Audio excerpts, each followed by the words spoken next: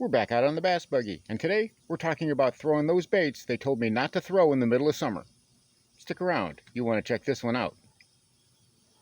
And I've caught a lot of fish from that spot.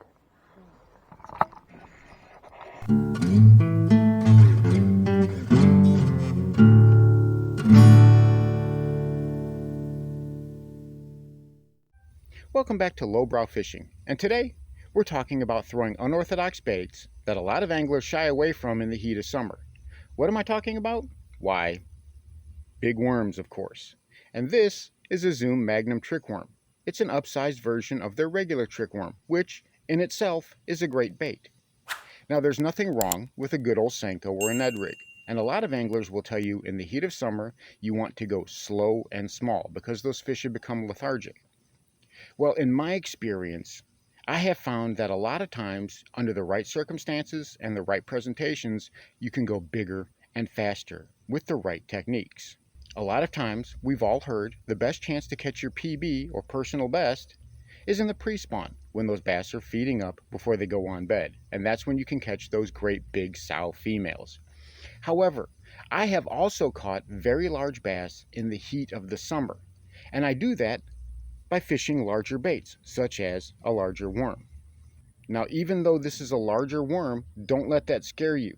This bait still flips and skips exceptionally well under brush, and that's where I fish these. I fish them way back in flooded brush, or I find open pockets in lily pads and hydrilla and they work great. I have gotten some really big bites, and they're not sheepish bites either. They hit these things hard. These baits are inhaled. Rarely do I have short strikes on these. When I set the hook, that fish is there. So as an alternative to a regular Senko or trick worm, try upscaling it to a Magnum trick worm.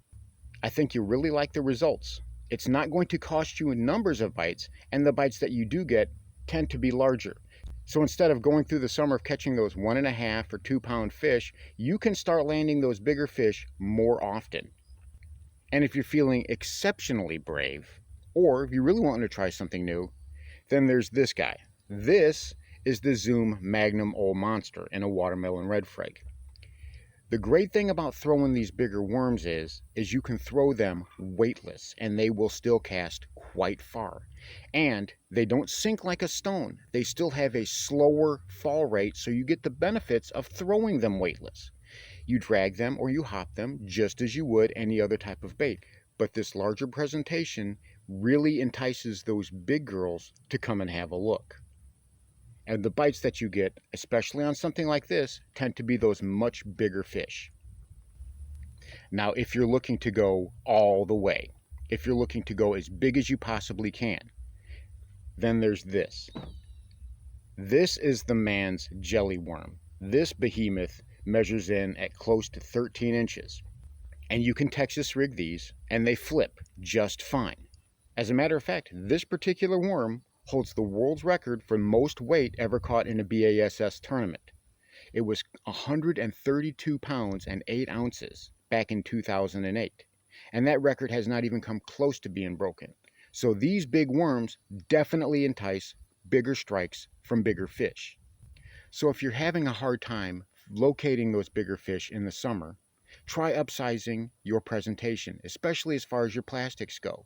If you're fishing a normal Senko, either wacky rigged or Texas rigged, try fishing a larger worm such as this. Fish it in the same places with the same methods of the smaller worms that you've been fishing, and I guarantee you, you will be getting bigger strikes from those bigger fish. So as you can see, fishing larger baits, especially larger plastics in the summertime, is nothing to shy away from. A lot of guys are afraid to go in that direction because they feel it's going to cost them numbers, because those fish are lethargic and they're just sitting there. But you have to remember, that water is warm and cold-blooded fish are just packed with energy right now. And if you drag an enticing morsel by them, something they feel that is substantial. Remember, fish don't want to feed 500 times a day. If they can find 1 or 2 meals that they can get away with eating and then conserve their energy for the rest of the day, that's what they'll do. So if they can get a bigger meal in a bigger package and it looks easy and enticing to get, they will certainly go after it. So that's why bigger worms entice bigger fish. So if you're looking for a way to land those big girls, upsize your plastics. I've seen guys fish them on shaky heads. I've seen guys fish them on drop shots. My preferred way to fish them is with a 1/8 ounce bullet weight on a 5/0 EWG hook. I find that this works great for me. I just fish at Texas rig the same way I would a Senko or any other type of warmer plastic. And I'm catching some fish that are even bigger than pre-spawn fish using this method. And I notice a lot of other guys out there in the lake are not doing it. So don't be afraid, give it a try. So there you have it. Under the right conditions and fished the right way, a larger worm can have spectacular results. You will be catching bigger fish consistently. You will be amazed at the size of the fish you're catching without really a trade-off in numbers.